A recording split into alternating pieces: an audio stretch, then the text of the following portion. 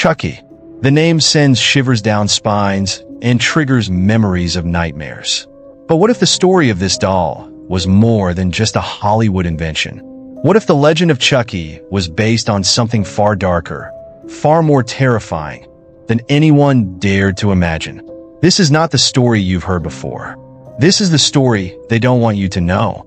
It all began in 1983, long before Chucky became a pop culture phenomenon. In a quiet Chicago suburb, a toy manufacturer named Nathan Grayson was desperate to save his failing company. Grayson's factory, Grayson Toys and Novelties, was known for its quirky designs, but by the early 80s, sales had plummeted. Facing bankruptcy, Grayson needed a hit toy, something groundbreaking. That's when he unveiled Chucky. Chucky was no ordinary doll. Standing at 2 feet tall with synthetic red hair, it was equipped with state-of-the-art voice recognition and movement sensors. Grayson touted it as the friend every child needs, capable of learning names, preferences, and even secrets. But there was a catch, a dark secret hidden behind the doll's cheerful exterior. In his desperation, Grayson had partnered with a shadowy investor named Dominic Rue. Rue promised financial backing and technological advancements, but he came with strange demands. He insisted on a specific design for the doll, down to its piercing blue eyes and freckled face. He also provided Grayson with an encrypted code to embed in the doll's programming, claiming it was a harmless Easter egg. What Grayson didn't know was that the code wasn't harmless. When Chucky launched in stores during the holiday season, it was an instant success. Parents scrambled to get their hands on the doll, and children adored its lifelike responses. But in one household, Chucky became something far more sinister. The Davis family of Milwaukee was among the first to purchase the doll. 7-year-old Emily Davis was ecstatic, naming her Chucky and taking him everywhere. At first, it seemed harmless, just another toy. But then strange things began to happen. Emily's parents, Claire and Michael, noticed that she was talking to Chucky late at night, carrying on full conversations as though he were a real person. One evening, Michael swore he heard a second voice, low and gravelly, coming from Emily's room. When he burst in, Emily was alone with the doll. Weeks later, Emily's behavior changed. She became withdrawn, her cheerful demeanor replaced with cold stares and cryptic mutterings. Then came the night she disappeared. The Davis family awoke to find Emily's bed empty and her room in chaos. The only clue was a single phrase scrawled on the wall in red crayon. "He's my friend till the end." Chucky was gone too. The Davis case made headlines, but what followed was even more disturbing. Reports of similar incidents began to surface. Children disappearing, families tormented by inexplicable phenomena, and always a Chucky doll at the center of it all. Grayson Toys was quick to deny any connection, but whispers of a recall spread. Meanwhile, Nathan Grayson himself vanished without a trace, leaving behind a cryptic note. The code was never meant to be used. "Forgive me." Investigators who examined the factory claimed to hear faint laughter echoing in the empty halls. And then there was Dominic Rue. Attempts to locate him turned up nothing.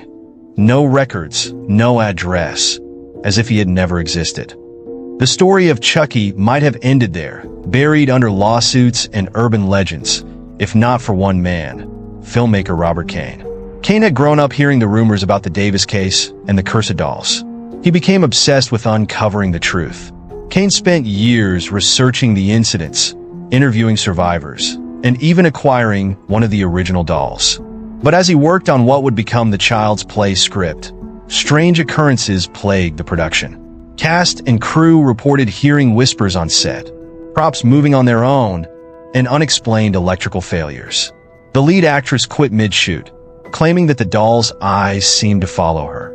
Kane dismissed the claims as superstition until the final day of filming, when he was found unconscious in the editing room. His final words, scrawled in a notebook, were, "He's still out there." Today, Chucky is a household name, a horror icon beloved by millions. But beneath the layers of Hollywood fiction lies a chilling reality. Many of the original dolls remain unaccounted for, and sightings continue to be reported.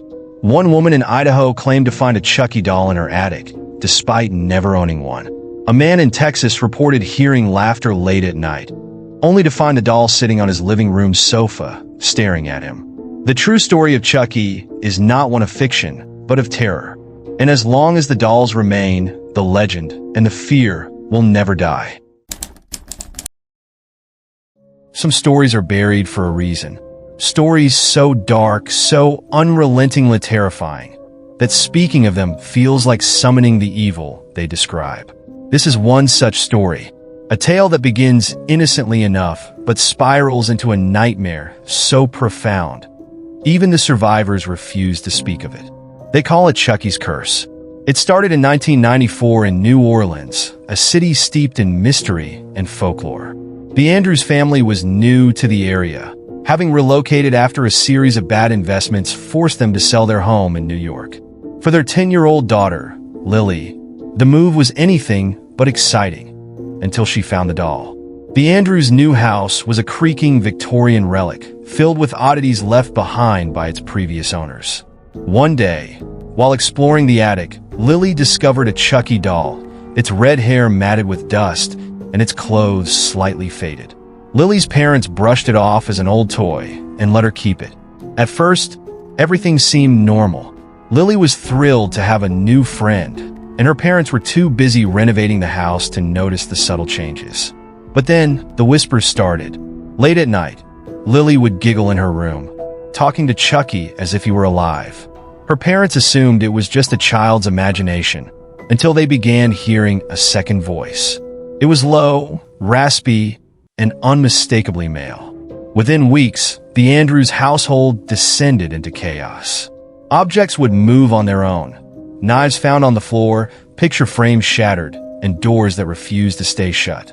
Lily's parents, Lauren and Mark, began to argue constantly, each accusing the other of neglecting their daughter. Meanwhile, Lily grew more withdrawn, spending all her time with Chucky. She stopped going to school, refused to eat meals with her family, and spoke in riddles that made no sense. One evening, Mark woke to find Chucky sitting on their bedroom dresser. He was certain the doll had been left in Lily's room. Furious, he confronted his daughter, but she simply smiled and said, "He likes watching you." Desperate for answers, Lauren delved into the history of their new home. She discovered that the house had a grim past. It once belonged to a toy maker named Charles Belcourt, who was accused of using black magic to animate his creations. Though never convicted, Belcourt disappeared under mysterious circumstances, leaving behind a collection of dolls. One doll, in particular, was rumored to contain his essence. The description matched Chucky. Lauren tried to convince Mark to get rid of the doll, but by then, it was too late. One morning, they found Lily's room empty, her bed neatly made, and the words "Forever Friends" scrawled across the wall in red paint. Chucky was gone too. The Andrews turned to the police, but no trace of Lily could be found. Desperate, Lauren sought out a local occultist named Madame Violet, who specialized in cleansing haunted objects. Violet performed a ritual in the Andrews home, claiming to sense a presence tied to Chucky. She explained that the doll wasn't just cursed. It was a vessel for something far darker, a fragment of Charles Belcourt's twisted soul. During the ritual, a chilling event unfolded. As Violet chanted over the doll, it suddenly moved, its head snapping toward her with a sickening creak. The room filled with an ear-piercing laugh that seemed to come from nowhere and everywhere at once. Terrified, Violet fled, leaving the Andrews to face the horror alone. The Andrews' nightmare reached its climax on a stormy night. Mark woke to the sound of footsteps in the hallway, followed by Lily's voice calling out to him. But when he opened the door, the hallway was empty, except for Chucky, sitting upright at the top of the stairs. Unable to take it anymore, Mark grabbed the doll and threw it into the fireplace. For a moment, it seemed to work. The flames consumed the doll, and the house fell silent. But then, Lily's voice echoed from the walls. "You can't get rid of him. He's my friend till the end." Lauren and Mark fled the house that night, abandoning everything they owned. They never found Lily. The Andrews home was later sold to a new family, who reported similar disturbances before abruptly moving out. To this day, neighbors claim to hear laughter echoing from the house late at night. And as for Chucky, some say he was destroyed in the fire. Others believe he's still out there, waiting for his next friend. Some horror stories are meant to entertain. Others are whispered warnings of danger. But every once in a while, a story emerges that feels like it should have stayed untold. It began in the quiet town of Ashcroft, Illinois, a place where nothing ever seemed to happen. For decades, the residents prided themselves on their peaceful lives until one man arrived and turned their world upside down. His name was Paul Renner, a reclusive antiques dealer who had an obsession for the macabre. Paul was known for his peculiar collection dolls, hundreds of them, lined up on shelves in his sprawling Victorian mansion. But among his treasures was one he prized above all, a Chucky doll, said to be an original prototype from the 1988 movie Child's Play. Paul claimed the doll was authentic in more ways than one, boasting that it had an energy unlike any other. At first, his eccentricities were dismissed as harmless. That is, until Paul vanished. Months after Paul's disappearance, his estate was liquidated. Among the items up for auction was the Chucky doll. A bidding war broke out, with local businessman Greg Wilkes ultimately winning it for a staggering $25,000. Greg brought the doll home, jokingly calling it his retirement plan. But his humor quickly faded when strange occurrences began. At first, it was small things, lights flickering, the TV turning on by itself, and the sound of faint footsteps in the hall. But soon, Greg's teenage daughter, Emily, began complaining about nightmares. She claimed that Chucky appeared in her dreams, whispering things she couldn't understand. When Greg dismissed her fears, Emily became hysterical, screaming, "He's not a doll. He's alive!" Within weeks, Emily's behavior took a drastic turn. She stopped eating, refused to go to school, and spent hours locked in her room. One night, Greg found her staring at the Chucky doll, her eyes wide and unblinking. When he asked what she was doing, she replied in a monotone voice, "He's teaching me." Disturbed, Greg tried to dispose of the doll. He threw it into the garbage, but the next morning, it was back on the living room shelf, its head tilted as if mocking him. Desperate, Greg consulted a local historian who specialized in occult artifacts. The historian, Dr. Helena Crow, revealed a chilling truth. Paul Renner had been dabbling in dark rituals, attempting to bind a soul to the Chucky doll, and it appeared he had succeeded. Dr. Crow's research uncovered more than just the doll's origins. She discovered that Paul had been experimenting with transferring his own consciousness into the doll, using a forbidden ritual he found in an ancient manuscript. It seemed that the process had worked partially. Paul's soul was trapped inside Chucky, but his mind had fractured, turning the doll into a vessel of chaotic and malevolent intent. As Dr. Crow explained this, Greg noticed something horrifying. The Chucky doll was no longer on the shelf. It was gone.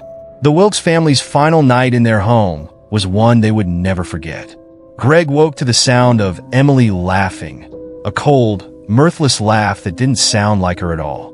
He rushed to her room, only to find it empty. Suddenly, the house went dark. The laughter grew louder, echoing through the halls. Greg and his wife frantically searched for Emily, but the only thing they found was the Chucky doll, sitting in the middle of the dining room table. Its head slowly turned to face them, and in a voice that was both Paul's and something much darker, it said, "She belongs to me now." The police were called, but no trace of Emily could be found. The Wilkes family abandoned the house, leaving everything behind. It was eventually bought by a real estate developer who planned to renovate it. During the renovation, workers reported strange occurrences, tools disappearing, eerie whispers, and sightings of a small figure darting through the shadows. Then, one day, the Chucky doll reappeared, sitting in the center of an empty room. The developer destroyed the doll, or so he claimed, but sightings of it continue to this day, always accompanied by the faint laughter of a child.